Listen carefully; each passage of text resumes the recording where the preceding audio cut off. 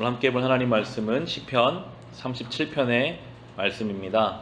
이 37편을 시작하는 표제를 보시면 작은 글씨로 주님을 신뢰하라 라는 표제가 적혀 있습니다. 주님을 신뢰하는 것이 무엇인지 이 37편을 통해서 우리가 알 수 있습니다. 1절과 2절을 보시면 악한 자들이 잘 된다고 해서 속상해하지 말며 불의한 자들이 잘 산다고 해서 시세워하지 말아라. 그들은 풀처럼 빨리 시들고 푸성기처럼 사그라지고 만다라고 말씀하고 있습니다. 악한 자들이 잘 되는 것처럼 보일 때가 있습니다. 양심 없이 자기의 이익을 추구하는 사람들이 더 잘 되는 것 같고 그 가운데 우리는 때로 비교하는 마음이 생기기도 하고 불안한 마음도 생깁니다. 하지만 성경은 아주 명확하게 말씀하십니다. 결코 그것은 부러워할 일이 아니다. 결코 그것은 따라갈 것도 아니다. 그것은 마치 풀과 같이 사그라지고 말고 시들어지고 말기 때문에 부러워하지 말고 오히려 하나님을 정말 신뢰한다면 이어지는 3절부터 보시면 주님만 의지하고 선을 행하여라. 이 땅에서 사는 동안 성실히 살아라 라고 말씀하고 있습니다. 그것을 부러워하지 말고 정말 하나님이 살아있다라고 믿는다면 주님만 의지하고 선을 행하라 라고 우리에게 말씀하십니다. 이 땅에 사는 동안 성실하게 살라 라고 말씀하고 있습니다. 이 땅에 하나님이 우리를 살게 하신 자리가 있습니다. 우리의 가정이 바로 그 자리이고 우리의 일상이 바로 그 자리입니다. 맡겨주신 일이 어떤 것이든 간에 그 일을 성실하게 감당하라 라고 오늘 말씀하고 계십니다. 가정 안에서 여러분의 역할이 있으시다면 그 일을 성실하게 감당하십시오. 여러분의 일상 속에 여러분의 역할이 있으시다면 그 일을 성실하게 감당하십시오. 내가 이거 한다고 뭐가 될까?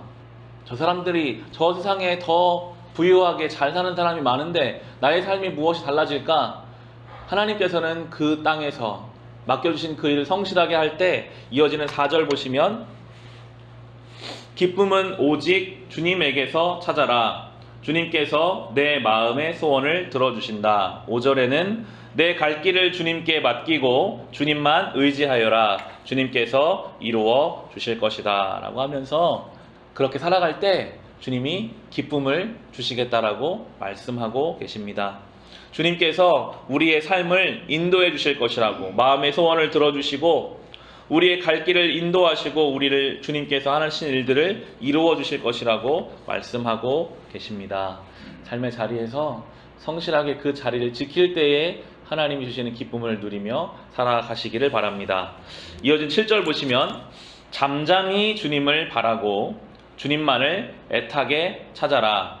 가는 길이 언제나 평탄하다고 자랑하는 자들과 악한 계획도 언제나 이룰 수 있다는 자들 때문에 마음 상해하지 말아라 라고 말씀하십니다. 이 시편에는 계속 이 말이 반복되는 것을 보면서 하나님도 우리 마음을 아시는구나 하는 생각이 들더라고요. 이 땅에서 신앙을 지키고 살다가 우리의 마음이 얼마나 억울한지 때로는 얼마나 답답한지 옆에 사람 보면서 마음이 상해지는지를 주님이 아시기 때문에 계속 마음 상해하지 마라. 그 아무것도 아니다. 마음 상해하지 말고 대신 잠잠히 주님을 바라고 기다려라. 잠잠하게 기다리라는 말씀을 하세요.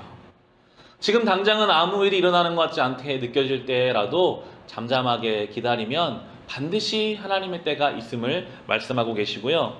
또 한편으로는 주님만을 애타게 찾으라고 또한 말씀하고 계십니다. 이렇게 기도의 자리에서는 애타게 주님을 부르짖고 또 우리 삶의 자리에서는 의연하게 잠잠히 주님을 기다릴 때 하나님께서 우리의 삶을 인도해 가실 것입니다. 특별히 저는 이어지는 8절의 말씀을 오늘 좀 구체적으로 우리가 적용해 봤으면 좋겠는데 8절을 보시면요. 노여움을 버려라. 격분을 가라앉혀라. 불평하지 말아라. 이런 것들은 오히려 악으로 기울어질 뿐이다 라고 또 구체적인 말씀을 하십니다. 노여움을 버리라고 격분을 가라앉히라고 불평하지 말라고 하십니다. 노여워하고 격분하고 불평하는 것이 우리를 악으로 기울어지게 한다라고 말씀하십니다. 이 하루를 살아가는 동안 노여워할 일이 있을 수도 있겠죠. 그때 이 말씀을 기억합시다. 내가 노여워하지 말아야지.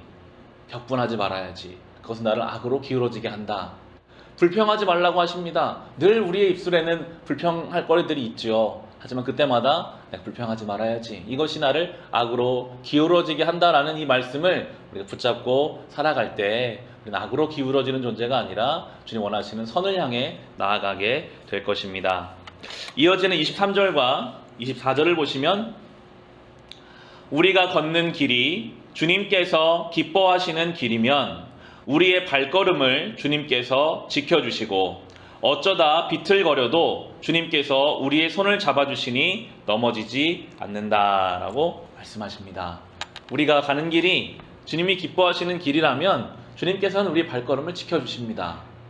때로는 비틀거릴 것처럼 힘이 없어진다 할지라도 주님이 우리의 길을 인도해 주실 것입니다.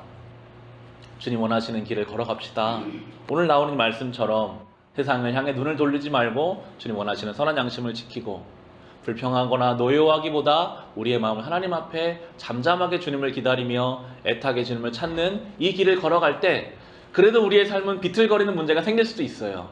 그러나 넘어지지는 않습니다. 주님이 우리를 반드시 지켜주실 것이기 때문입니다. 마지막 34절 마지막입니다. 보시면 주님을 기다리며 주님의 법도를 지켜라. 주님께서 너를 높여주시며 땅을 차지하게 하실 것이니 악인들이 뿌리째 뽑히는 모습을 내가 보게 될 것이다 라고 말씀하십니다. 오늘 37편을 좀 묵상해 보시면 반복해 나오는 것이 기다리라는 것입니다. 주님을 기다려라. 반드시 주님 응답하시니까 기다려라. 주의 법도를 지켜라. 기다리는 그동안 선한 양심을 가지고 하나님 뜻대로 살면 하나님께서 높여주시고 땅을 차지하게 하시고 악인들은 뽑혀나가는 것을 보여주실 것이라고 오늘 우리에게 말씀하신 이 말씀을 기억하면서 삶의 자리에서 주님을 기다리시는 이 하루가 되시기를 바랍니다. 주님은 우리의 그 기다리심을 다 보고 다 기억하고 계십니다. 아무리 세상에서 앞서 나가는 사람도 악한 길을 가면 결국에는 뿌리채 뽑혀나가는 줄을 믿고 그 주님을 신뢰하는 이 하루의 삶이, 이 한 주의 삶이 될 수 있으시기를 주의 이름으로 축원합니다.